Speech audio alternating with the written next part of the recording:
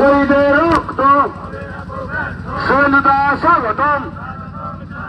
শহীদ তর্পণ অনুষ্ঠানে শহীদুদা স্বাগতম। শহীদ তর্পণ অনুষ্ঠানে শহীদুদা স্বাগতম। শহীদুদার মাটিতে শহীদুদা স্বাগতম। শহীদুদার ভূমিপুত্র শহীদুদা স্বাগতম।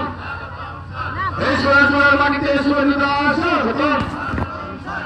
এই ভারতের পূর্ণভূমিতে শহীদুদা স্বাগতম। স্বাগতম স্বাগতম। এই শহীদ মিনার প্রাঙ্গণে শহীদুদা স্বাগতম। শহীদুদা স্বাগতম। এই শহীদুদার পূর্ণভূমিতে শহীদুদা স্বাগতম। এই শহীদুদার পূর্ণভূমিতে শহীদুদা স্বাগতম। আমাদের মধ্যে উপস্থিত আছেন রাজ্যের বিরোধী দলনেতা এবং আমাদের বিধায়ক সম্মানিত শুভেন্দু অধিকারী মহোদয়।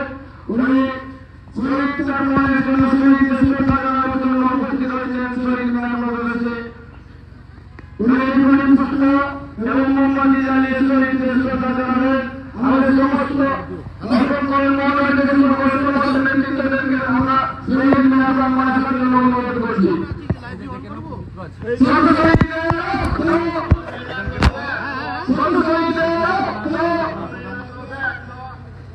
ঠিক আছে দাদা ঢুকে গেছে, আমি একটু ছবিটা করে দিই।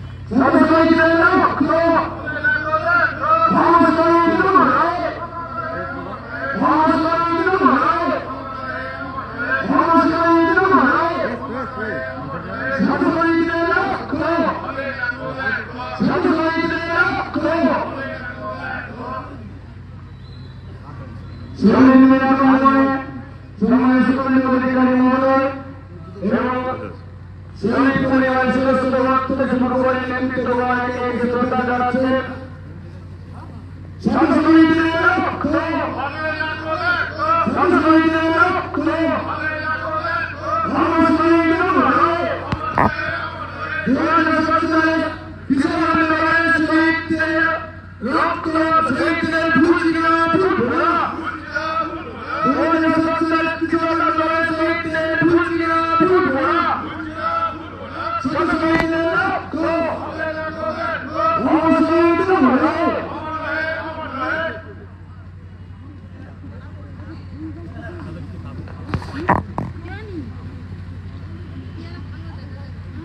শহীদ মিনার প্রাঙ্গণে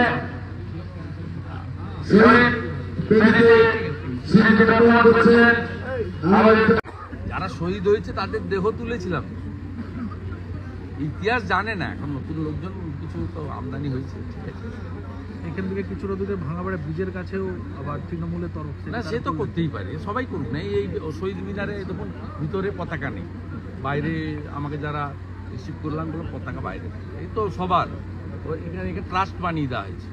এটা তো আমার একার নয়, তারাও এসে তারা আসে না কেন, ঢুকে না কেন, মাল্লা যে কেউ দিতে পারে।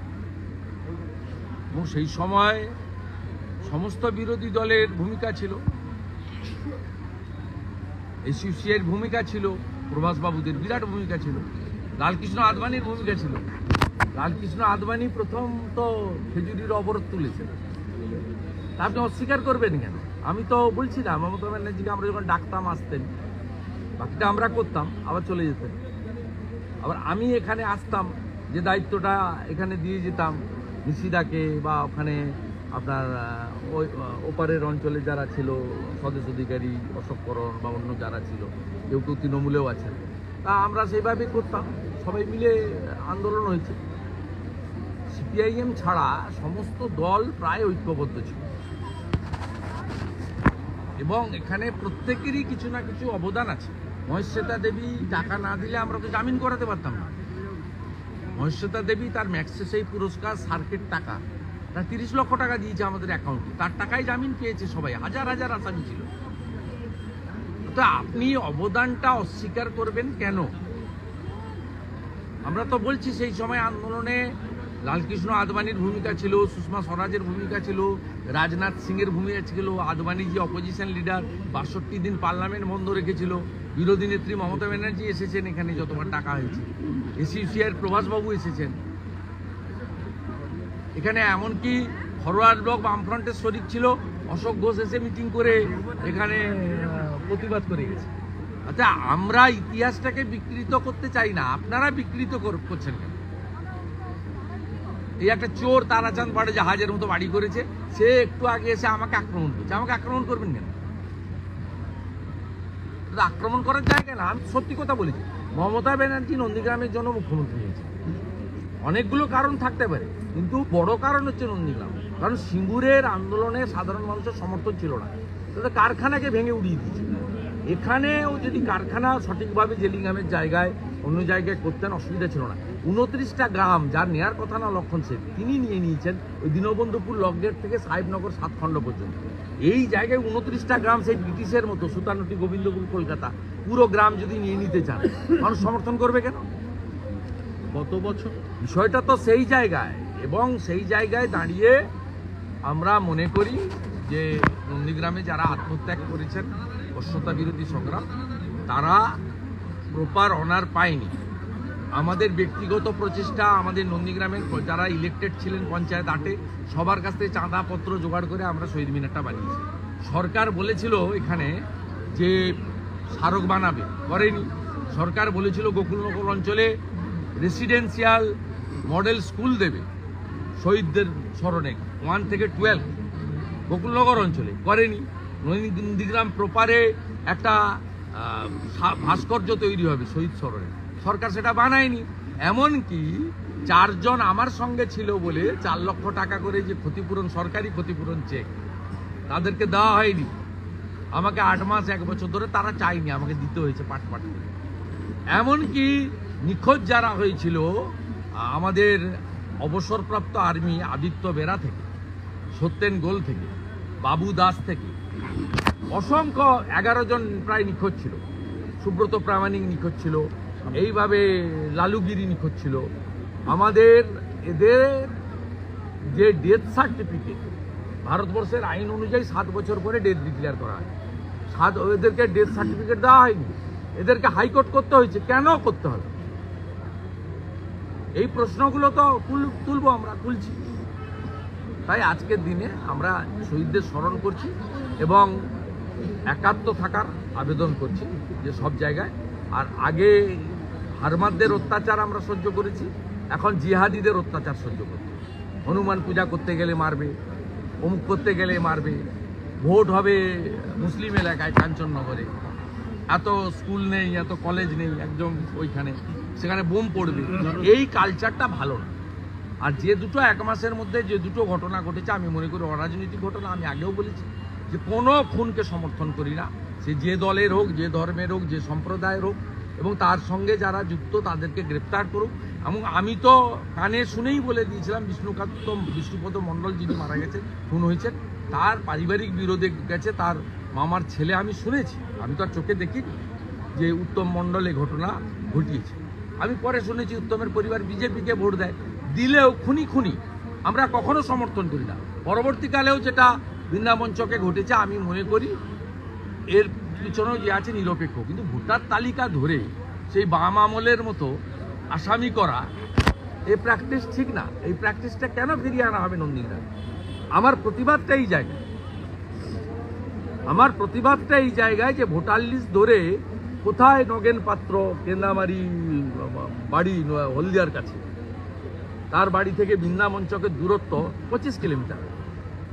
কোথায় হরিপুরে মেঘনাথদার বাড়ি থেকে বৃন্দাবন চক 15-20 কিলোমিটার। ধনঞ্জয়ের বাড়ি জেলেমারা, কোথায় একেবারে আপনার এর বর্ডারে, বয়ালের বর্ডারে, সেখান থেকে বৃন্দাবন চকের দূরত্ব 20 কিলোমিটার, 22 কিলোমিটার। অতএব এই প্র্যাকটিসটা আবার কেন ফিরিয়ে আনছেন আপনারা?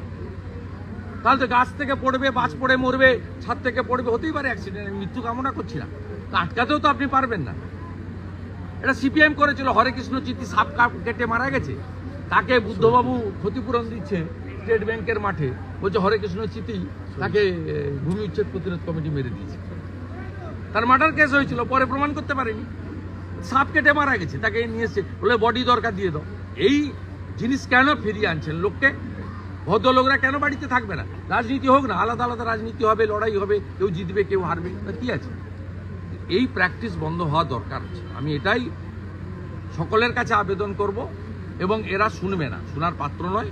কারণ পান থেকে চুন ফুসলেই আইসি ট্রান্সফার, মুখ ট্রান্সফার, দমন পীড়ন আছে। আমি বলবো জুডিশিয়ারি এবং জনগণ এরাই একমাত্র বাঁচার রাস্তা। জনগণ ঐক্যবদ্ধ থাকবে, জুডিশিয়ারি নিশ্চয়ই সত্য মিথ্যা যাচাই করবে। গত বছরই আপনি এই 7ই জানুয়ারি মঞ্চ থেকে বলেছিলেন যে এবছর ভোট আছে, দেখবেন ওখানে অনেক পরিযায়ী নেতারা আসবে, পরের বছর কাউকে দেখা যাবে না। কার্যত দেখা গেল ওই তৃণমূলের শিবিরে যেখানে শহীদ সমাবেশ হলো, প্রথম সারির কোনো শাসক দলের নেতা নেই। না, আমি বলবো ওদের অধিকার আছে করার, প্রত্যেকে, আমার এটা নিয়ে কোনো বক্তব্য নেই। আমি শুধু বলি এগুলো কৃত্রিম, ন্যাচারাল নয়। এবং যারা সেই সময় তৃণমূলের আন্দোলনে ছিল তারা কেউ এখানে আসেন, যারা সেই সময় আন্দোলনে ছিলেন না, পাশে দাঁড়াননি, তারা এখন আসেন কর্মচারী বিধায় এবং তাদের দলের হুকুম তালিম করার জন্য।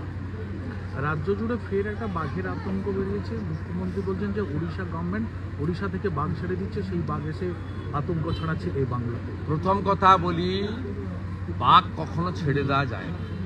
মুখ্যমন্ত্রী অনেকবারই ফাউল টক করেন। কদিন আগে সন্দেশখালিতে গিয়ে সবাইকে বিধবা হতে বলেছেন 60 বছর হয়ে গেলে যারা লক্ষ্মীর ভাণ্ডার পান বিধবা ভাতার জন্য কান্নাকাটি করতে হবে না। 60 বছর হয়ে গেলেই সব মহিলা বিধবা হবেন, আপনি জানলেন কি করে? এইরকম অনেক ফাউল টক করেন। আমি মুখ্যমন্ত্রীকে বলবো, রেসপন্সিবল চেয়ার, 3 বারের মুখ্যমন্ত্রী, আপনি কান দিয়ে দরকার দেখবেন, আপনি চোখ দিয়ে দেখুন। এবং আপনার কাছ থেকে মানুষ এই ধরনের কথা আশা করে না। আপনার অনেক বয়সও হয়েছে, 70 ঊর্ধ্ব হয়ে গেছেন, আপনি এই ধরনের কথা বললে হাসে। আমরা আপনার বিরোধী, কিন্তু আফটার অল আমরা পশ্চিমবঙ্গের নাগরিক। পশ্চিমবঙ্গের মুখ্যমন্ত্রীকে নিয়ে যদি উড়িষ্যার লোক খিল্লি করে যে আমরা বাঘ ছেড়ে দিচ্ছি, এটা আমাদের পশ্চিমবঙ্গবাসী হিসেবে গায়ে লাগে। তাই আপনার কাছে তো আপনি তো বয়সও বড়, আপনাকে নির্দেশ দিতে পারি না। আপনাকে অনুরোধ করব, এমন কিছু বলবেন না যাতে বাঙালি হিসেবে আমরা লজ্জিত হই। অনেকবার ফাউল প্লে করেছেন। আপনি বলেছেন মাতঙ্গিনী হাজরা পিছাবনিতে শহীদ হয়েছে, এটা ইতিহাসের বিকৃতি। মাতঙ্গিনী হাজরা 1942 সালে 29 সেপ্টেম্বর তমলুকে শহীদ হয়েছে, বানপুকুরে। আপনি বলেছেন 47-এ রবীন্দ্রনাথ ঠাকুর গান্ধীজিকে শরবত খাইয়েছেন। রবীন্দ্রনাথ ঠাকুর 41-এ মারা গেছে। 1500 কেজির বাচ্চা হয় আপনি বলেছেন। 1500 কেজির বাচ্চা হয় না,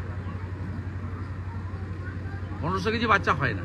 এইগুলো খুব খারাপ লাগে। এটাও সেই পর্যায়ে আর কি, খুব সিরিয়াসলি নেওয়ার ব্যাপার নেই, খুব লাইটলি নেই। আজকে তো ডেট, আপনি বলেছিলেন যে আজকের মধ্যেই যোগ্য অযোগ্য। না, আমি জানবো কি করে? সুপ্রিম কোর্টে কি হবে না হবে জানবো কি করে? সুপ্রিম কোর্ট কি করবে তো আমরা জানি না। আমাদের বক্তব্য, অযোগ্যদের বাঁচাতে যোগ্যরা যেন ক্ষতিগ্রস্ত না হয়। আমরা যোগ্যদের পক্ষে, অযোগ্যদের বিরুদ্ধে। লোকেদের নিয়ম হচ্ছে আমাদের দেশের আইন অনুযায়ী 7 বছর হয়ে গেলে তাকে মৃত ঘোষণা করা যায়, 7 বছরের আগে করা যায় না। আপনার আমার সকলের পরিশ্রমের ফলে, এত মানুষের ত্যাগের বিনিময়ে যে মুখ্যমন্ত্রী ক্ষমতায় এসেছেন, আমরা 7 সালের পরে 14 সালের মুখ্যমন্ত্রী, বর্তমান মুখ্যমন্ত্রী, আমি আগেও চেষ্টা করেছি, যখন ওনার পার্টিতে আমি ছিলাম, পরেও চেষ্টা করেছি, অন্যদের দিয়েও করিয়েছি, এদের দিয়ে আবেদনও করিয়েছি, ডেথ সার্টিফিকেটটা পর্যন্ত দেয়নি। এই 6-8 মাস আগে কলকাতা হাইকোর্টে এরা গিয়ে লড়াই করে আইনি সাহায্য দিয়ে আমি এদেরকে, নিখোঁজদেরকে ডেথ সার্টিফিকেট পাইয়ে দিয়েছি। আরেকটা কথা শুনলেন, 2021 সালে নির্বাচনে মুখ্যমন্ত্রীকে সমর্থন করেনি বলে নিখোঁজ পরিবার তাদের যে 4 লক্ষ টাকা করে ক্ষতিপূরণ কোর্টের নির্দেশে সরকার দিয়েছিলেন, 4টে পরিবার দেখালিতে তৃণমূলের সভাতে যায়নি বলে তাদেরকে দেওয়া হয়নি। আমি পরবর্তীকালে তাদেরকে আমার পক্ষ থেকে একদিনে আমি পারিনি, 1 বছর ধরে তাদেরকে তারা চাইনি, আমার কাছে দাবি করেন, আমি তাদেরকে দিয়েছি। তাই মানসিকতাটা শুধু কত নিকৃষ্ট মানে, সেইটুকু আমি বলার জন্য আপনাদের কাছে এই সকালবেলা এই কথাগুলো বললাম। আজকের দিন আমরা শহীদদের স্মরণ করি।